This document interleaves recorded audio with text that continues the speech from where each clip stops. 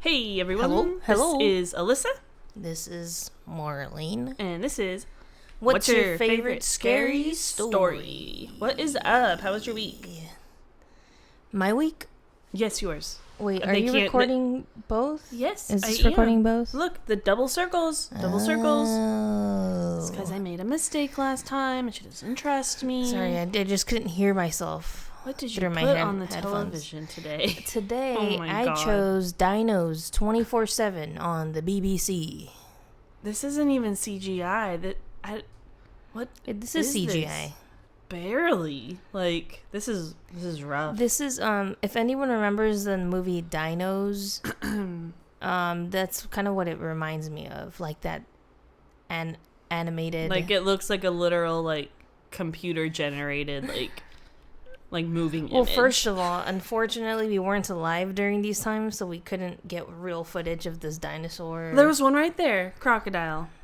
Crocodile? Yes. Anyways, very interesting choice this week. Yeah, I was trying to put something. I was trying to put cheaters on. Oh yeah, it didn't want to give you any ideas. The TV didn't allow it. Right. So now I know the truth about killer dinosaurs. As is you what should. the title says here. So, so how was your week? What have you been up to? pretty good week. What have you been doing? Pretty good week so far. For me personally, a Good, great good. week so far. I love it. I love to hear it. Yeah, I had great news today, and I called you, told you about it, and I came home. You guys, I came home, and Alyssa had this brownie cake for me to celebrate the good news, and she had gotten my favorite Dutch Bros drink, and it matched the frosting on your it's brownie so good. cake. Oh my god, it's so good. The brownie, the drink, it's so good. Love you. Love you, honey. It's the little things that matter, guys. That's all I can do, really. So Yeah. I do them, you know? I think that's gonna be one of like my answers when people are like, so what's the secret to it's the little things? Yeah. It's the little gestures for sure. Like, I don't know, they just go a long way. Well, good. I'm glad it made your good day even better. Yeah, And thanks for just being a beautiful, awesome wife to me and so supportive. my pleasure. I love you. I love you. Speaking of your good news, Mm-hmm. I ended her really great good day by telling her that she was not responsible for a not so fun fact this week. Yay! So it's gonna be a nice chill, maybe short episode. We'll see. I always say that. So who knows? And then it's like 50 minutes we long. just talk about dinosaurs all night and yeah. Yeah, Which is fine. It's a truth. Something dinos 24/7 on the BBC. So Exactly. So how can you not talk about that? exactly. How was your week, actually? It was okay. We had the whole family over for dinner for the first time. So that was a lot. But it was good. good. It went well. I was just literally busy the entire day. Like actually 2 days straight. I think I was on my feet the whole day because the first day I was like cleaning the house. Same. Like I was cleaning the outside. Yeah, we like have this thing. We like cannot not deep clean the house like whenever anyone comes over. So which is good because it like motivates us. Right. But I was exhausted, and then I was like cooking the whole day that they were coming over, and then they were there for a few hours, and I just felt like even though it was just my family, but I was like, okay, we gotta make sure this is ready, and then we have enough seats for everybody, and then the animals were stressed out. You're just a good host, though. I in try. general. That's why you like. But yeah, I was pooped. But yeah, it went well. Everyone loved my cooking and Marlene's cooking, so it was a good time. It was a good time. But that was about all I had going on in my week, TBH. So honestly, I think it's time we just get into my story because why the heck not? I think so. Sounds good. All right, so this week's story was suggested by Lana from Alabama. Thank you very much, Lana. Lana Del Rey? Yes, how did you know? I figured. Everyone does know that she's from Alabama, so. Good home, Alabama. How does that Sweet song? Home Alabama. Did I say good home? I don't think you said anything. Alabama. All right. Eyes are so blue. And Lana suggested that we cover the case of Danny the poltergeist. Danny Phantom? Oh, shit. Yeah. Oh, crap. That's great. Yo, Danny Phantom, he was just 14 when his parents built a very strange machine. Mm-hmm. What the heck? Dude, look at that chicken leg. I don't want to. Okay. Yeah, so like I said, a short little story. Probably won't end up being that short, but we're going to give it a go. We're going to see if we can keep this under 50 minutes. I believe in it. I think we just got to go fast paced. Hey, no commentary, no laughing, no talking, No talking. Then it'll be real quick. Okay, so let's just get started. So back in 1998 in Savannah, Georgia. I was born already. You were. Me too. Congratulations. A man named Al Cobb purchased this really cool antique bed as a present for one of his sons, Jason. It was from like the 1800s and it had this really cool vintage design, and Jason actually like really liked it. Okay. He was happy with his gift. They like rearranged his whole room and everything so that it would like fit nicely, and it they placed it like perfectly against this one wall. So 3 days after getting his new bed, Jason went to his parents and told them that he felt uncomfortable in the bed. Okay. The reason he felt uncomfortable is because he felt an invisible presence. He said it was as if someone was laying beside him with an elbow on the pillow watching him sleep. What the fuck? He could even feel a cold breath on the side of his neck. Ew. Ew, ew, ew. Gross. So Jason's parents kind of just dismissed him. They figured it was just like a dream, or Jason was trying to pull one over on them or something. Oh, okay. So they just ignored it. Okay, because that's kind of like... I would hope my parents would also try to dismiss it, though, honestly. Right, and be like, oh, you were probably just imagining it. You were probably coming out of sleep. You know, he was like a teen also. I think he was like 14, so it wasn't like a little kid that you could like make him feel better and like go and look under their bed in their closet and be like, you're okay, you know. Well, the next morning, Jason found a picture frame of his grandparents who had passed away face down on his nightstand. And it was not face down normally, obviously. Right. So he fixed it. He put the frame upright again. But the next morning, it was face down again. So Jason fixed it again, and he paid like super close attention to where he placed it and its position and everything. Well, the next morning, it was not face down, but it also wasn't even on the nightstand at all. This time, it was sitting smack dab in the middle of the bed, along with random objects from Jason's room. What the heck? While he's like sleeping in this bed. So, this did convince the rest of his family, finally, and they were a bit scared, understandably.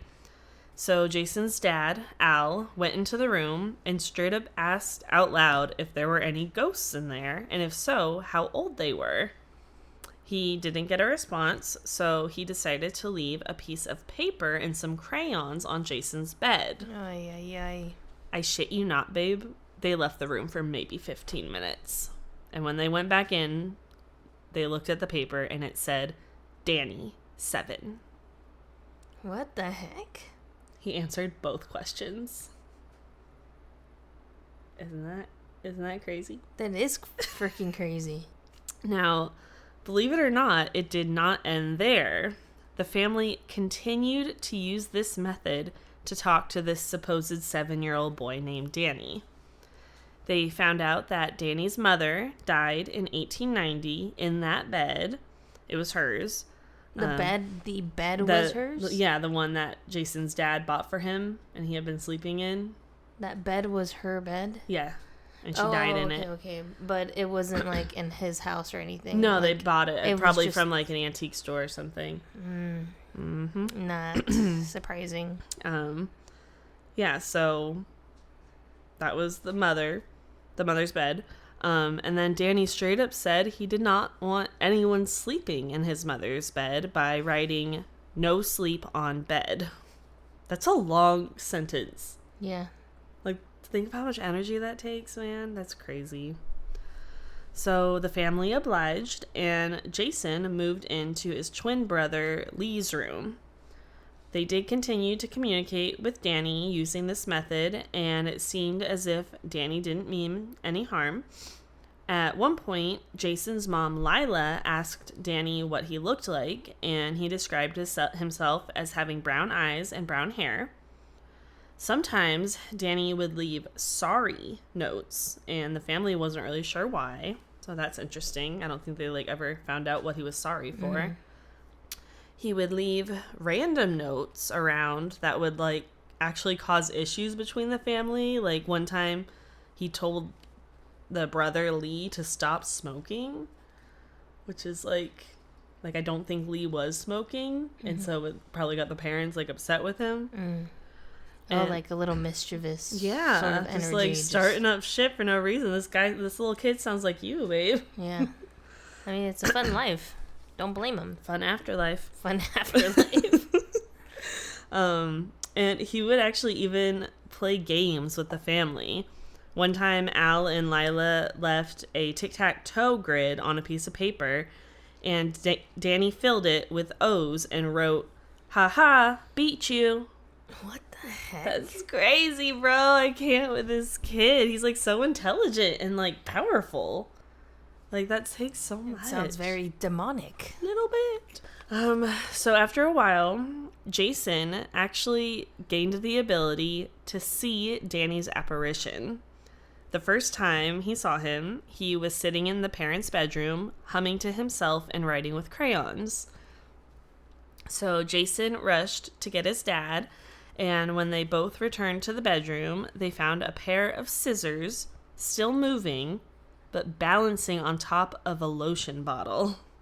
They also found a torn page from a coloring book signed by Danny. He tore this page out of the book.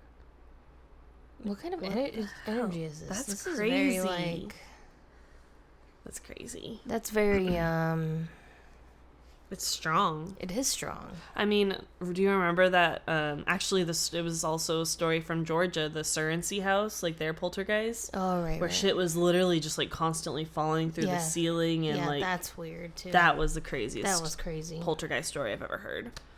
Go and take a listen to it, you guys. After this episode, of course. Okay, so, at this point, the family's getting pretty comfortable around Danny. It's he's kind of a part of the family, you know? Right. So Jason decides to try and move back into his room. Danny was not too fond of this. Is that because the bed was still there? Yeah, he didn't want anyone sleeping in the bed, remember? Mm-hmm. Jason's first night sleeping in that bed again ended up being the first time that Danny got a little destructive and kind of violent. When Jason was sleeping, a decorative plate that was hanging on the wall swung forward and missed his head by half an inch. Danny was angry. Yeah. This is also when stuff started to spread throughout the house. Cabinets would open and close all on their own. Chairs would be turned upside down, and legit furniture would be moved all throughout the house, like a couch and stuff. Wow. So Danny was getting a little more intense, and then Jason started seeing other ghosts.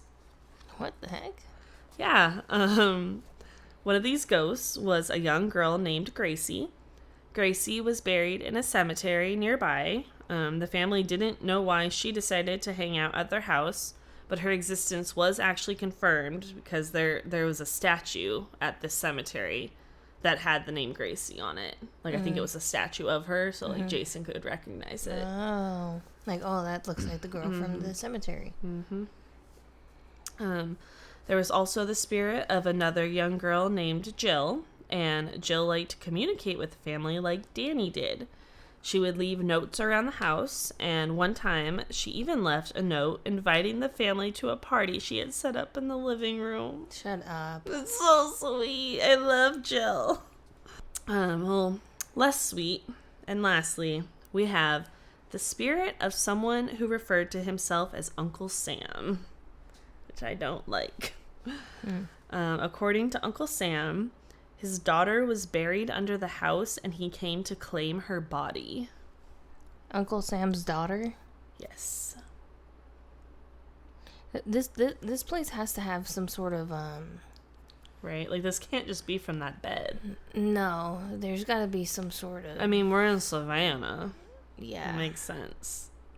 There's gotta be... What's the word? Like, energy? Yeah, like, sort of like a light beam of place. Like a portal, kind of. Yeah, like, maybe the bed, like, kind of opened up the portal, maybe, or something. Yeah, wild. Or the portal just could have randomly happened. It could have, yeah. I mean, again, Savannah, like, all of that land and like is fucking haunted as shit. How do we know that, like, those sort of portals don't just, like, open anywhere? Right. You know? And maybe like, we probably don't have much control over a lot of things. Possible. Well, that's why when we were literally talking about this yesterday with Heather, when she came over, that like bringing, like, going to thrift stores and like buying things with attachments on it, with it or whatever, like, you're risking. Shout out to our neighbor Heather, but she has, like, the most amazing aesthetic ever. Like, we love her house. 100% beautiful, like, home. The furniture in it, especially in our bedroom, I'm in love with.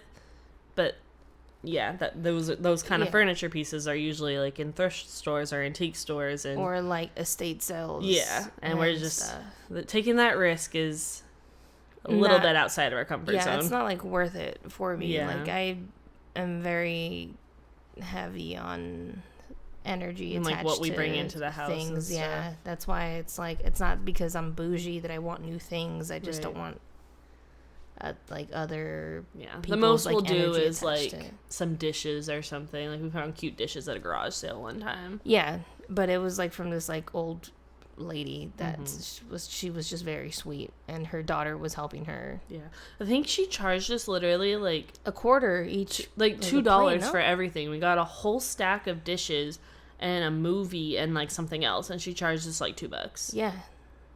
Love it. Love that lady. Shout out to that lady. Oh my god, no, but that's why I also love when I'm not trying to nothing. It's just literally I'm not trying to nothing. Let me just say this and nobody get mad at me and no one feel offended. And okay, whatever. I'm nervous. I love white people yard sales because white people literally, like, they'll try to they're just trying to get rid of their shit. Like, they don't need $20 for, like, this broken piece of shit. Like, they'll literally, like, they'll sell stuff for, like, $1 to $5, and I'm like, oh shit, that's a good deal. As a white person, though, that did actually have a lot of garage sales in my lifetime, there were some things I just, like, I could not, like, I was like, yo, I'd rather donate it. Like, you don't want to pay 50 cents for this shirt, like, really, and it would piss me off. But I'm petty like that. What, because you were trying to sell a shirt for 50 cents? Yeah, I would start at, like, $1, and by the end of the day, I'd go down to 50 cents, and they were like, a quarter? And I'm like, it's 50 cents. Like, you have a full $1 there. Like, come on. That's just me, though. Yeah, no, I mean, like, that's also just people trying to bargain with the $5 thing that we sold the other day. Oh, yeah. The garden hose holder thing. The guy was like $5, and he still made us wait outside for, like, 10 minutes. And then he didn't even. We didn't have change for him, so. He just bought one item he had enough money for, and the other one I was like, yeah, well, we're already here. Just sell it for $5, and he didn't even have change. And then we sold it for $10. And then we did sell it for the full $10, and it was nice and quick and easy, and he didn't make us wait. And he wasn't cheap and. Anyways, okay. We're, like, really off track. Okay, anyway, yeah. We are almost done, but it's okay. I love white people yard sales, and that's why we should start going every to time them. We, like, drive by them, I'm always like, ooh, junk! Because it's so fun, dude. It is. They always have good stuff. Cheap, good stuff. They're not putting, like, let's go this weekend out there. Why not? Yeah, I think we're free Sunday morning. Yeah, I think we have, like, $30 we can spend. Woohoo! So moving on, and then we bring the attachment home. Oh my god, with a freaking DVD of, like, the Lizzie McGuire movie, and it's fucking on an attachment, and, like, a mug that says, "I love my beautiful wife." That's worth the attachment. I don't know. Okay, so Danny, our poltergeist, right? Danny Phantom. Yes. Danny Phantom and all his phantomly friends. So obviously this poltergeist situation like became pretty well known throughout the area. It got picked up by the news and everything. So it was like legit. Yeah. And some parapsychologists ended up coming to investigate the Cobb house. Wow. Their names were Andrew Nichols and William Roll. And I knew you were going to say William Roll. Will Roll. Will Roll for a good yard sale for hosted by a white person. I'm trying to think of a rhyme. White people yard sales. Will roll for rolls. Oh, will roll. Yeah, like will rolls. Like I will roll for something. Oh, shit. Anyways, okay. We just need to let it go. All right, I will. So Andrew, he was the head of the parapsychology research unit in Florida. These people traveled a state line to come to this house. So these guys set up cameras all over the house, and they brought a Geiger counter, which is kind of like an EMF detector. It detects abnormal electromagnetic waves. So this is like a legit investigation. They were there for 2 days, and it was even filmed for the show 48 Hours. Their cameras did not get anything. The only thing that came out of this investigation is that the Geiger counter got really erratic readings in Jason's room, especially on the wall adjacent to the bed. So what's the Geiger? It's like an EMF detector. Meaning? Picks up the electromagnetic waves. So it's kind of like one of those, No, it's where it like beeps from like green to red. Yeah. I mean, it in noise. Oh. You can hear it if... Oh, I guess I'm lying. I guess I lied. No, Nope. you can hear it because you hear things very well. You hear like energy and light and stuff. Well, when it goes to red, or if it moves a little bit, it sounds like a static. Huh, interesting. It goes... Wow. Depending on like... That's such a cool talent, babe. I can't hear shit. Yeah, it's fine. I literally can't hear well from my left ear, but like somehow I can hear Light and energy. Yeah. That's cool though. But yeah, so that's all they got was erratic readings next to that wall. Andrew does believe the house is haunted, even though they didn't really get much evidence, and he believes that Jason is the one that is able to see the spirits because he is the one that slept in the bed. But he is not too sure that the bed is the cause of Jason gaining these abilities, but rather the wall that he was now sleeping next to. This wall is where all of the energy seems to be, because remember, they rearranged his room. Oh no. So they think that energy's always been in that little wall section of the house. Yeah. Unfortunately, there are no answers out there about what happened after this investigation. So that is all I have for you. That was the story of Danny the Poltergeist. So you're basically just, what's the word? Blue balling you? Yeah, you're just blue balling us. I'm sorry. That's all I've got. It was too good of a... I mean, Lana suggested it, so it's not my fault that the ending kind of sucked. But thank you, Lana. We appreciate your suggestions. We appreciate all your guys' suggestions. Yes, of course. Snaps for you. If you want to hear your suggestion covered on the podcast, where can they send those suggestions to? You can send them over to whatsyourfavoritescarystory@gmail.com, or you can send us a message on Instagram, which is also What's Your Favorite Scary Story. But yeah, isn't that insane? Yes, it is insane. And I thought that when you brought up that it wasn't necessarily the bed, but it could have been in the wall, I was thinking... I immediately thought of Edgar Allan Poe. His, I believe it's a short story. I don't think it's a poem. Maybe it is a poem. Maybe it's a short story. It can be both. It's either, fine. Whichever it is. The Cask of Amontillado, something like that. I don't know that one. There's a body in the wall. Like there's a body in the wall. There's a body in the wall. The protagonist, the Cask of Amontillado, the protagonist, he's like into catacombs and walls. And it walls something about like it walls him up into the. Let me. I don't want to bullshit you. Let me find this really quickly. Okay. In an unnamed Italian city, one man lures another into a basement with the promise of a cask barrel of Amontillado. The cask barrel, a sherry barrel.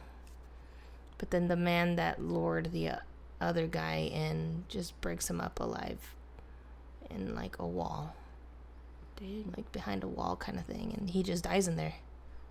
Wow. Obviously it's like it's a lot darker and stuff. It just reminded me of like that Edgar Allan Poe because of the wall. Because of the wall, yeah. Yeah, I feel maybe there's like some big source of like limestone like right under that section of the wall for some reason. I mean, maybe that's where that little girl is buried under the house that Uncle Sam was talking about, maybe.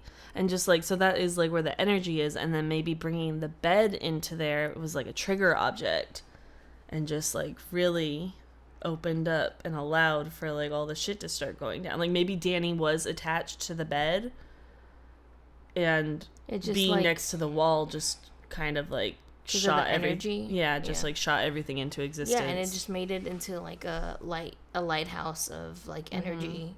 And so like that's The Conjuring. Yeah, that's why there was like all these energies coming through. Yeah. Dang. What a cool story. Who knows? Not us. Not I. We're just talking. We're just saying things. Am I? It don't mean nothing. Yeah. It's just for fun. But I hope you guys enjoyed. I did. This was a cool story. Thank you for listening. Thank you, Lana. Not Lana Del Rey. We'll never know. Never know. Alrighty. But we appreciate you guys. We hope you had a good week. We hope you have a good week. And we'll talk to you next time.